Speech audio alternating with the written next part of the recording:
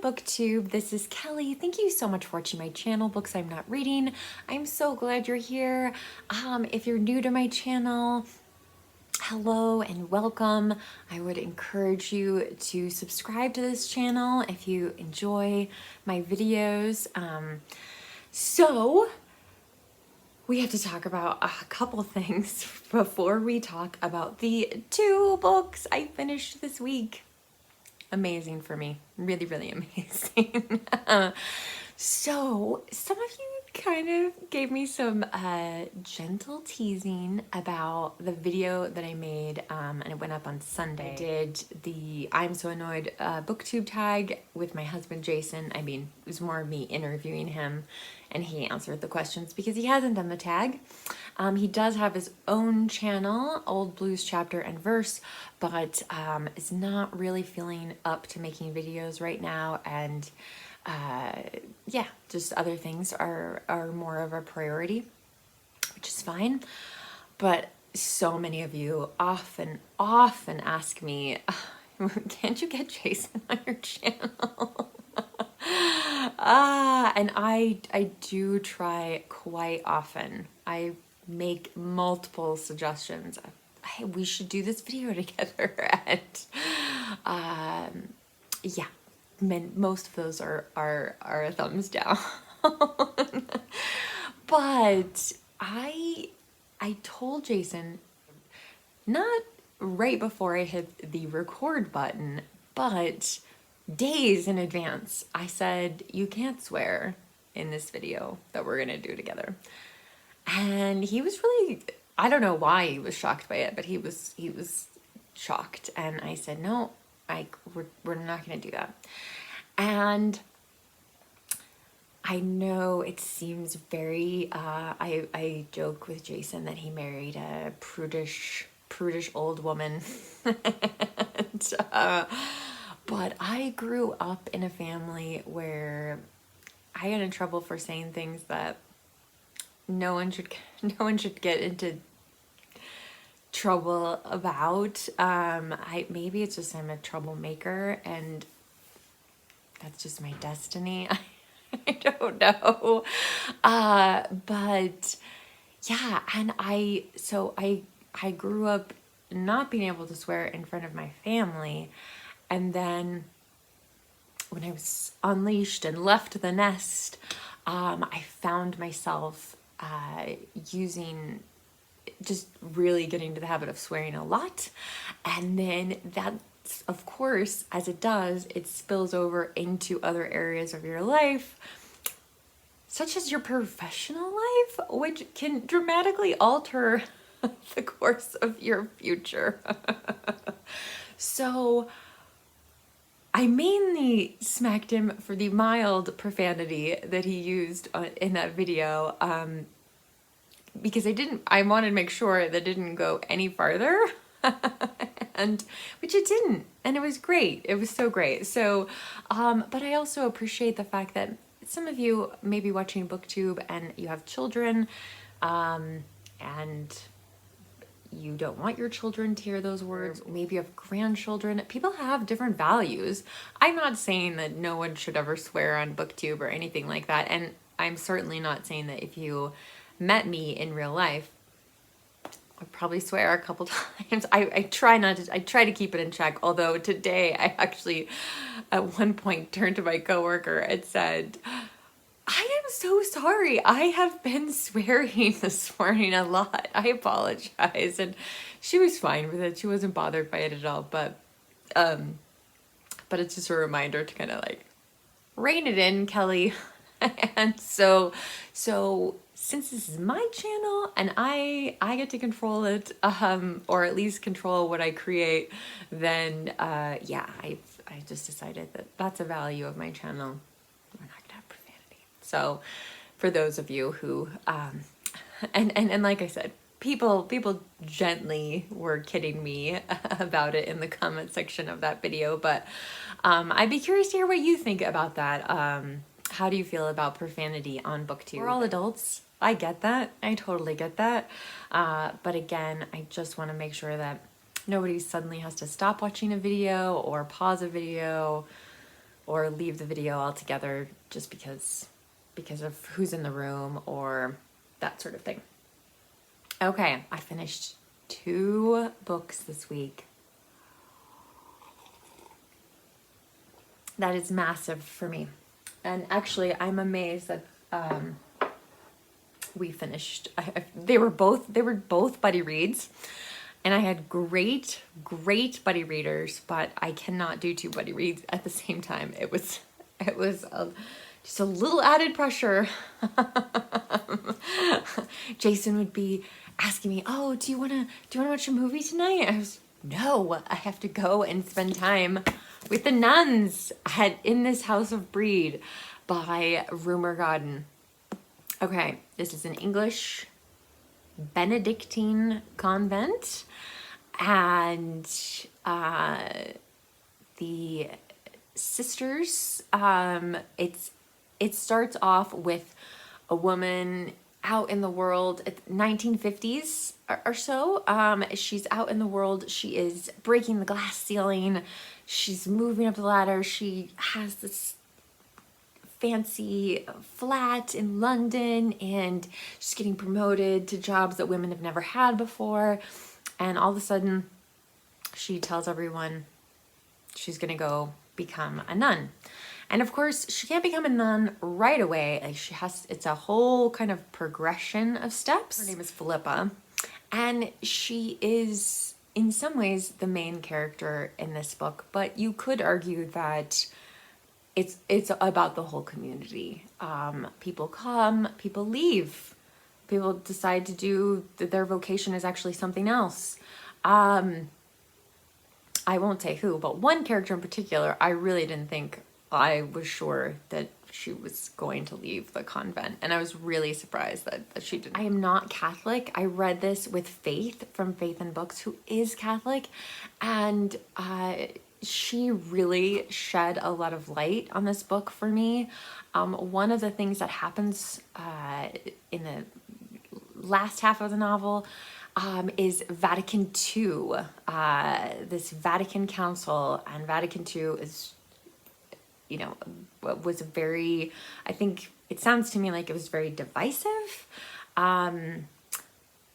Faith told me that she, and she wasn't sure when it was, but like that after Vatican II, a lot of people who were nuns or who were in some sort of Catholic clerical life left the church, or left at least that side of that. So she said, like, one year in school, all of her teachers were nuns or sisters, and then they went on summer break, and she came back, and all of her teachers were lay people. So it's interesting that that's included in the book, because the book is so much about what it means, the sacrifices that these nuns endure, the hardships that they impose upon themselves. There are just some wonderful, beautiful moments though in this book.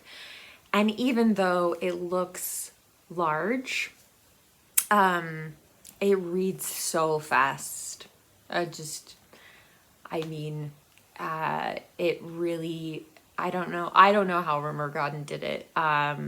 She somehow just makes you feel like you're sliding across the pages. It's just so smooth and beautiful and lovely and thoughtful, and it's almost as though within the novel itself, she's trying to give you a sense of a life of contemplation, and what might that look like for people. So I did give this book 4 stars, primarily because I'm not sure it's a book that I could recommend to everyone.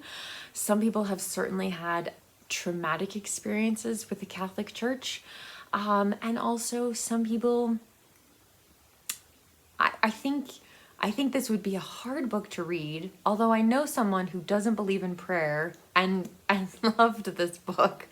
For me, if I didn't believe in prayer, then I think this book would be very difficult. You would feel like all of these women who are all, you know, have their own gifts,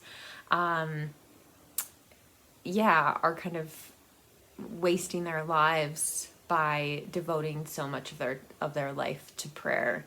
But anyway, so it was a really great book, and yeah, I would love to know if any of you have read it and what you think of it, if you've read anything else by Rumer Godden.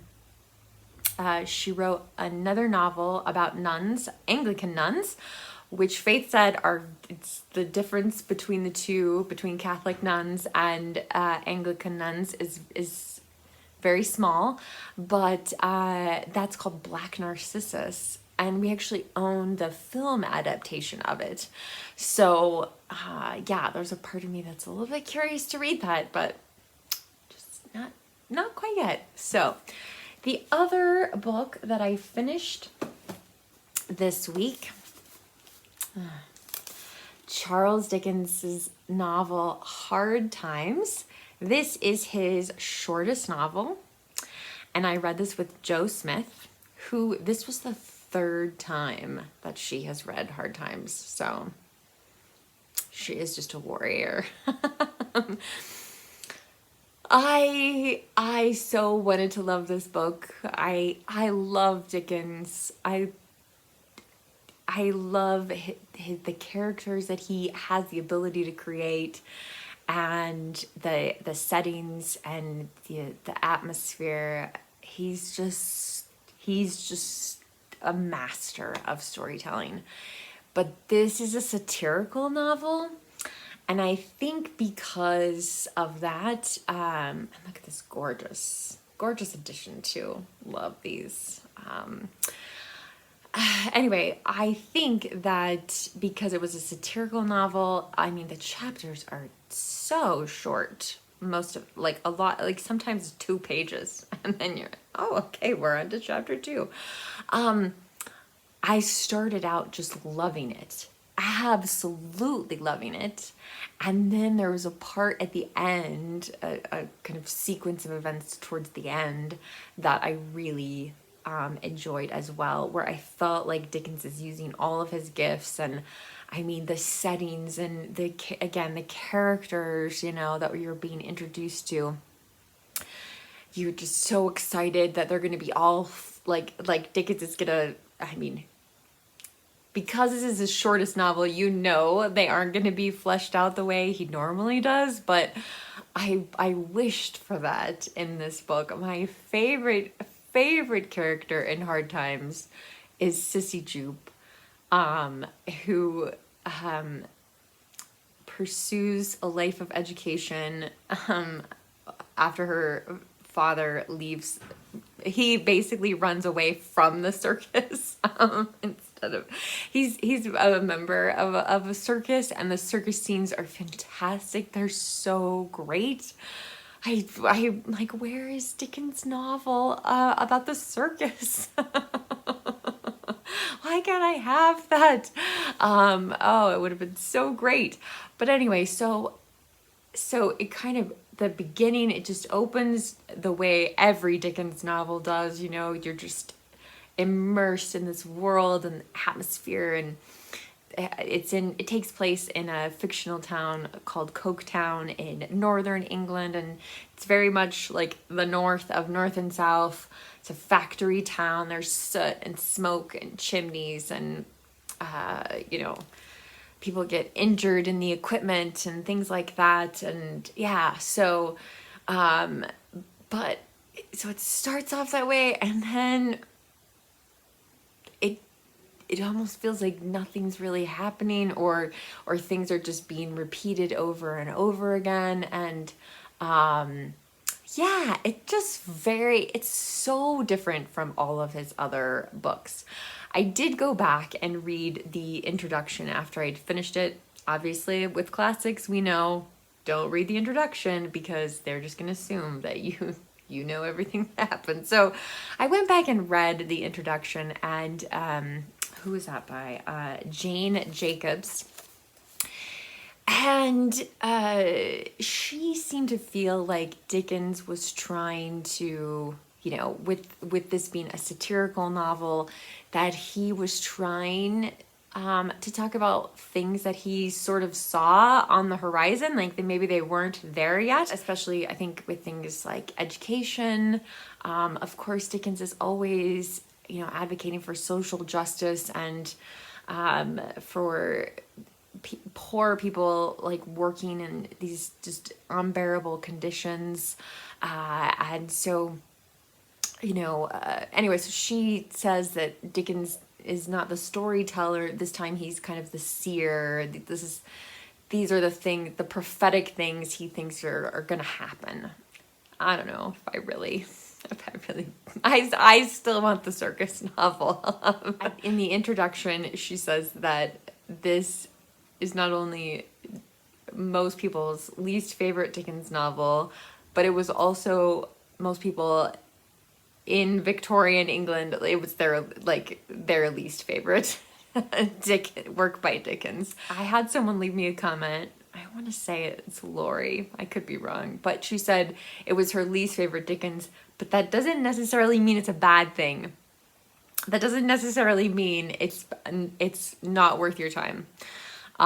Because I tell you what, like there are some really like mind-searing images that take place in this book. Just because it's the shortest book, I definitely wouldn't start with this with Dickens. So if you've never read any Dickens, this is not really the place to begin.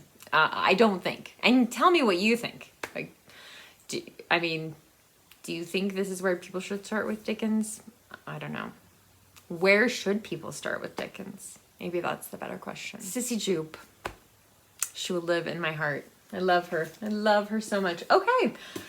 In the meantime, I have started the Pulitzer Prize winning novel Night Watch by Jayne Phillips. I have this checked out from my library, and I fully hope to make a huge dent in it over the weekend.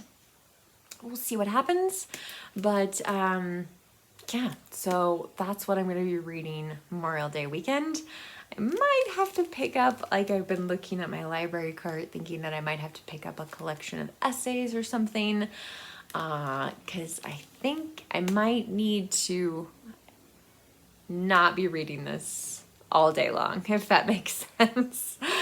I'm not very far at all into it, so, but many of you have had said powerful things that have made me a little nervous, and then the little bit I've read has made me yeah, anyway, we'll see what happens.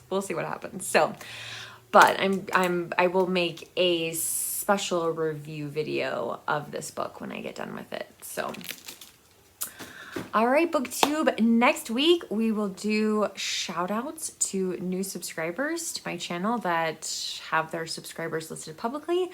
And then also I will talk about my June TBR, my June reading plans, and some thoughts on June on the Range. So tell me what you're reading, what your plans are for the weekend. Is it a holiday weekend for you or no? So yeah, I would love to hear from you down in the comment section. As always, if you don't feel comfortable leaving a comment, you can leave me an emoji. You can give this video a thumbs up, which really does help my channel. And it's also just a great way, if you don't really feel like you have a comment, you can just say hello by giving me this video a thumbs up. So Booktube, remember to be kind to yourself, be kind to others, and I will talk to you soon.